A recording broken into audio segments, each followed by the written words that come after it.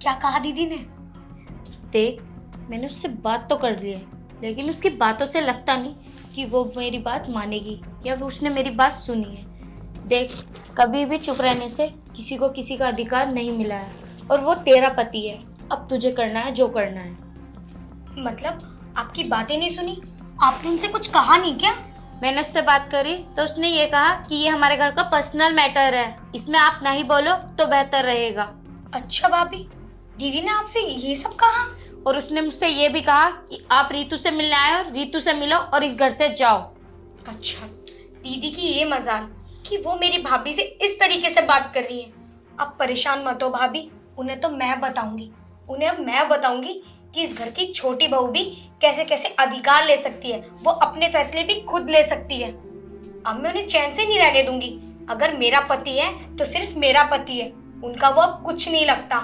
भाभी, उनकी तरफ से मैं आपसे माफी मांगती हूँ, लेकिन आप उनकी बातों का बुरा मत मानना।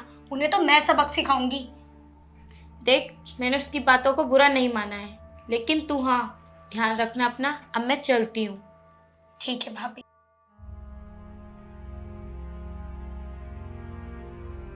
सब कुछ ठीक चल रहा है। चलो जी। रीतू से मिलनी है? हाँ ठीक है भाभी, ध्यान से जाना। देख, मैंने तुझे पहले भी ये बात समझाई थी और अब भी यही बात समझा रही हूँ, किसी के चुप रहने से उसे उसका अधिकार नहीं मिला है। अपने लिए आवाज़ उठा। ठीक है भाभी, जो आपने मुझे समझाया है मैं उसे ध्यान रखूंगी। चलो जी। ठीक है, हम चल रहे हैं फिर। अरे खाना वाना खा के जाइयो। अरे घर पे खाएंगे, खाना जाएगा, बच्चे अकेले हैं। चलो ठीक है, आराम से जाइयो और जाके फोन कर दियो। ठीक है, नमस्कार। नमस्ते। ठीक है भैया, नमस्ते। नमस्ते। ठीक है, चलते हैं हम। ध्यान से जाना।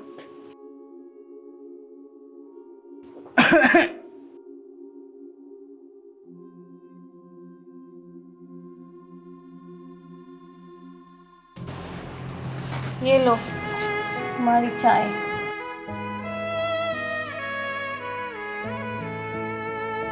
तुम कैसे उदास हो? कुछ नहीं, मेरे उदास होने से तुम्हें क्या मतलब? तुम तो अपनी चाय पियो। अरे बताओगी भी अब, हुआ क्या है? तुम्हें नहीं दिखता क्या कुछ भी? क्या दिखता है? क्या कहना चाह रही हो तुम? तुम्हें पता है रितु की भाभी क्या क्या बोल के गई है मुझसे? क्या बोल दिया?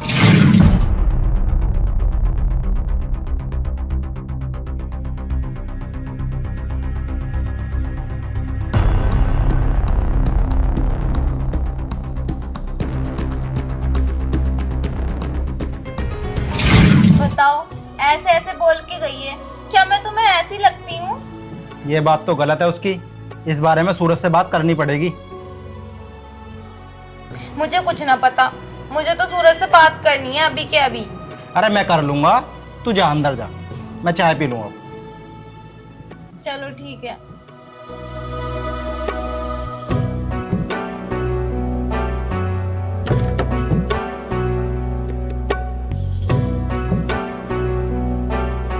सूरज के पास जाता हूँ, उससे बात करनी पड़ेगी।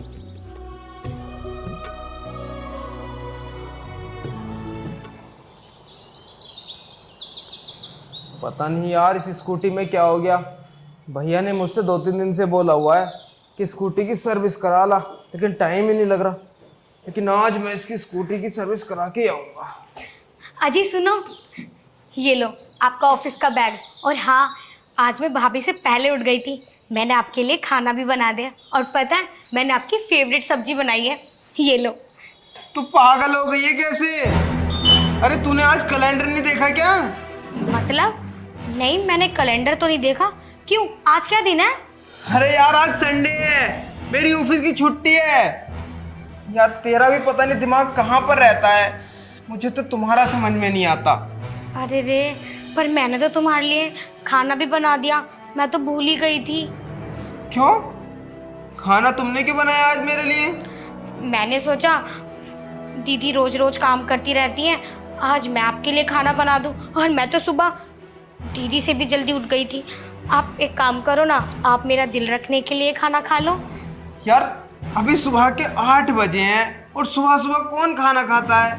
देखो तुम ऐसा करो, इसे किचन में रख दो, मैं दोपहर को आऊँगा तो दोपहर को खा लूँगा। क्यों, आप कहाँ जा रहे हो आप? अरे मुझे स्कूटी की सर्विस करा के आनी है। तो सर्विस के लिए बड़े भैया नहीं जा सकते? यार वो भैया ना आज किसी काम से शहर से बाहर गए हुए हैं, तो स्कूटी की सर्विस के लिए मुझसे बोल गए, इसीलिए स्कूटी की सर्विस कराने जा रहा हूँ मैं आज। अच्छा चलो ठीक है, मैं चलता हूँ फिर। हाँ अच्छा, सुनो मेरी बात, तुम खाना कब खाओगे? एक काम करो ना, इसको अपने साथ लेकर चले जाओ। तुम्हारे दिमाग में थोड़ी बहुत कमी है क्या? यार मैं ऑफिस नहीं जा रहा हूँ, स्कूटी की सर्विस कराने जा रहा हूँ यार। वहां पे बैठ के मैं खाना खाऊंगा, तुम्हें अच्छा लगेगा क्या? तो सर्विस के 10 मिनट का खेल है, 2 घंटे लग जाएंगे इसमें और फिर 11-12 बज जाएंगे। तुम एक काम करना ना, खाना खा लेना। या मुझे साफ साफ बताओ, तुम्हें मेरा हाथ का खाना अच्छा ही नहीं लगता? जब देखो भाभी भाभी भाभी। फिर तुम कैसी बातें कर रही हो? और वैसे भी तुम्हें ये काम करने की क्या जरूरत थी? भाभी है ना खाना बनाने के लिए, तो तुमने क्यों बनाया खाना? तुम मुझे एक बात बताओ, जब तुम्हें मेरा काम अच्छा नहीं लगता, तुम्हें हमेशा भाभी दिखती हैं, तो अपनी भाभी से काम करवा लो ना। और जब तुम्हें अपनी भाभी से ही काम करवाना था, तो तुमने मुझे क्यों बुलाया? मुझसे शादी क्यों की? ना मेरे साथ बैठते, ना मेरे साथ उठते, ना कभी मेरे साथ खाना खाते, कभी टाइम स्पेंड नहीं करते तुम मेरे साथ। तुम चाहते क्या हो मुझसे? यार फिलहाल मैं तुमसे ये चाहता हूँ कि मुझे माफ करो, मुझे जाना है स्कूटी की सर्विस कराने, मुझे जाने दो। जैसा तुम्हारे मन में आए तुम वैसा करो, ठीक है?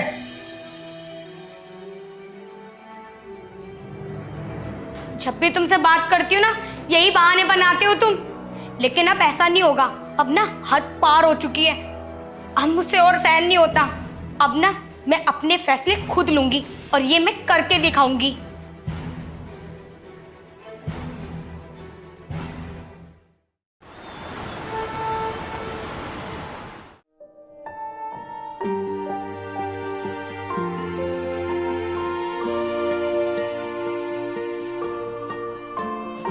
सुनो दीदी, तुम जाके अपना काम कर लो, हटो मेरे रास्ते से।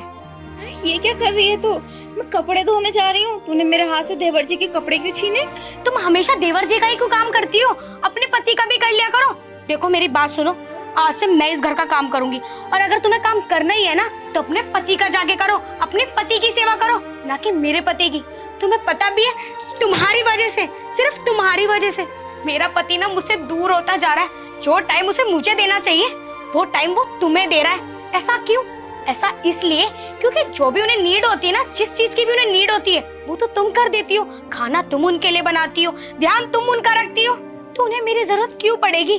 मैं तो उनके लिए इस घर में ऐसी हूँ जैसे चलता फिरता शरीर, और कुछ नहीं। रितु, तुझे क्या हो गया अचानक से? हाँ, ये तो किस तरह की बातें कर रही है? देख, जैसा तू सोच रही है ना, वैसा कुछ भी नहीं है। बस दीदी बस, मुझे सब पता चल गया। मैं पहले वहम में जी रही थी, लेकिन अब सब कुछ मेरे आंखों के सामने हो रहा है, और मैं अंधी बनी रहूं, ये सब मेरे बस की नहीं है। खैर, मैं इस घर की छोटी बहू हूं, इसलिए इतने दिनों से तुम्हारी सुन रही थी, लेकिन अब ऐसा नहीं होगा। बहुत हो चुका, अब मैं सहन नहीं करूंगी। अब मैं देखती हूँ इस घर में अपने पति की सेवा करने से और इस घर का काम करने से मुझे कौन रोकता है। सामने से हटो। अरे तुझे कोई क्यों रोकेगा? तू समझ क्यों नहीं रही मेरी बात को? पता नहीं तुझे क्या हो गया है। अरे क्या हुआ, क्यों आवाज कर रहे हो इतनी? पूरा मोहल्ला सामटा हो गया है। अब मैं तुम्हें क्या बताऊं? पता नहीं रितु को क्या हो गया। इसका मानना ये है कि मैं इसके पति पे डोरे डाल रही हूँ। तुम ही बताओ, क्या मैं ऐसी लगती हूँ? अरे मैं उसका काम करती हूँ इसलिए ताकि इसे कोई काम ना करना पड़े, लेकिन ये तो कुछ गलत ही सोच रही है। अच्छा बड़े भैया, अब जो दीदी ने बोला वो तो आपने सुन ली, अब आप मेरी भी बात सुनो। जो दीदी कह रही है ना, वो सब ठीक है, लेकिन मेरे कोई अंदर गलतफहमी नहीं है, ये सच है। आप तो घर पे रहते नहीं हो, तो सारे ड्रामे तो मैं देखती हूँ ना इनके। ये कैसे कैसे रंगरलियां बनाती हैं, कैसे उनका ध्यान रखती हैं। अरे बड़े भैया, जब इस घर में मेरी जरूरत नहीं थी, तो मेरी उनसे शादी क्यों करवाई? जब सारे पत्नी के काम ये कर रही है, तो मुझे इस घर में क्यों बुलाया? बस बहुत हुआ, अब मैं और नहीं सुन सकता। अब बात हद से ज्यादा जा रही है। अभी तेरे पति को फोन करके बुलाता हूँ। हाँ हाँ, बुला लो बुला लो। और मेरा पति क्यों कह रहे हो? पति तो इनका है वो। हेलो सूरज, अभी के अभी घर आ, मुझे तुझसे कुछ बात करनी है। सुनो बड़े भैया, अगर मैं अच्छी नहीं लगी ना इस घर में, तो मुझे मेरे घर वापस पहुंचा दो। अरे अभी बात हो जाएगी, आ रहा है सूरज। हाँ भैया, क्या हुआ? इतनी जल्दी में क्यों बुलाया तुमने मुझे? अरे अपनी बीबी से पूछ, तेरी भाभी पर कैसे कैसे इल्जाम लगा रही है ये। इल्जाम? कैसे इल्जाम? हाँ हाँ इल्जाम। और कैसे इल्जाम ये तुम मुझसे पूछ रहे हो? मुझे पता नहीं चल रहा क्या तुम दोनों के बीच में क्या चल रहा है? ये तुम्हारी भाभी नहीं है, ये भाभी के काम थोड़ी ना कर रही है, ये तो पत्नी के काम कर रही है। चुप करो रितु, तुम्हें पता भी है तुम क्या बोल रही हो? तुम ना मेरे साथ चलो, तुम्हें मैं बताता हूँ सब कुछ। सुनो जी, वो रीतू को कितने गुस्से में लेकर गए हैं, कहीं उसे डांटे ना, मुझे तो बहुत घबराहट हो रही है। अब इसमें मैं क्या करूं? तू ही तो उसके पीछे पड़ी रहती है, देवर जी देवर जी देवर जी। लेकिन नहीं, मैंने तो उससे कितनी बार बोला है कि उसका पीछा छोड़ दे। अब उसकी पत्नी आ गई है, वो ख्याल खुद रख लेगी, लेकिन नहीं, तो ये तो उसका ख्याल रखना होता है ना। तुझे पता है आज तूने कितना बड़ा पाप किया है? क्या पाप किया मैंने? अरे तुझे तो सच्चाई के बारे में कुछ पता भी नहीं है। जानना चाहती है आखिर सच्चाई क्या है? सारी सच्चाई पता है मुझे, लेकिन तुमसे रहा नहीं जा रहा, तो तुम भी बता दो। अरे बस करो यार, तुझे कुछ नहीं पता है, तू कुछ नहीं जानती है। तुझे तो बस इतना लगता है भाभी मेरी सेवा करती हैं, मेरे लिए खाना बनाती हैं, तो उनसे मेरा चक्कर चल रहा है। लेकिन ऐसा कुछ नहीं है, सच कुछ और है। लेकिन हाँ, आज ना मैं तुझे सच बता कर रहूंगा। सच? कैसा सच? यही सच, जब मैं 5 साल का था ना, तो मेरे माता पिता जब भी खत्म हो गए थे। मैं अनाथ हो गया था, मेरा इस दुनिया में कोई नहीं था, दर दर ठोकरें खा रहा था। और फिर मेरे भैया भाभी मेरे लिए भगवान बनकर आए। सड़क पर पड़ा हुआ था, रो रहा था मैं, और भैया जी ने आके मुझे संभाला, अपने घर में लेकर आए, मुझे रहने के लिए छत दी, मुझे पढ़ाया लिखाया और इस काबिल बनाया। और तुम्हें पता है जिस पोस्ट पर मैं हूं ना आज, सिर्फ और सिर्फ भैया और भाभी के वजह से। अगर भैया भाभी नहीं होते ना, तो पता नहीं आज मैं कहां पर होता, दर दर की ठोकरें खा रहा होता। और तुमने उन पर इतना गंदा इल्जाम लगाया है। अरे शर्म आनी चाहिए तुमको। तुम्हें पता है हमारा भाभी देवर का रिश्ता कम, माँ बेटे का रिश्ता ज्यादा है। शर्म आती है मुझे तो तुम पर। पता नहीं भगवान तुम्हें माफ करेगा भी या नहीं। कितनी घिनौनी हरकत की है तुमने। मैं ख्याल क्यों ना रखूं, सूरज इतना सा था जब से मैंने उसे पाला है, और तुम क्या चाहते हो कि मैं एकदम से सूरज को भुला दूं? ये मुझसे नहीं होगा। अगर कोई भाभी अपने देवर का ख्याल रखती है, तो क्या वो उस पर डोरे डाल रही है, या उनका कोई नाजायज रिश्ता है? कैसी सोच हो गई है। तुम तो जानते हो ना, मैंने सूरज को अपने बेटे की तरह पाला है, उसे पढ़ाया लिखाया, इतना बड़ा किया, और ऐसे ही मैं उससे कैसे अलग हो जाऊं? लेकिन अब तो होना पड़ेगा ना, वो शक कर रही है उस पर। अब बताओ मैं क्या करूं? पता नहीं क्या सोच रही है रीतू। 4 दिन की आई हुई मुझे मेरे बेटे से अलग करेगी। चलो अब नीचे चल के देखते हैं, कहीं वो रीतू को डांट ना रहा हो। ठीक है।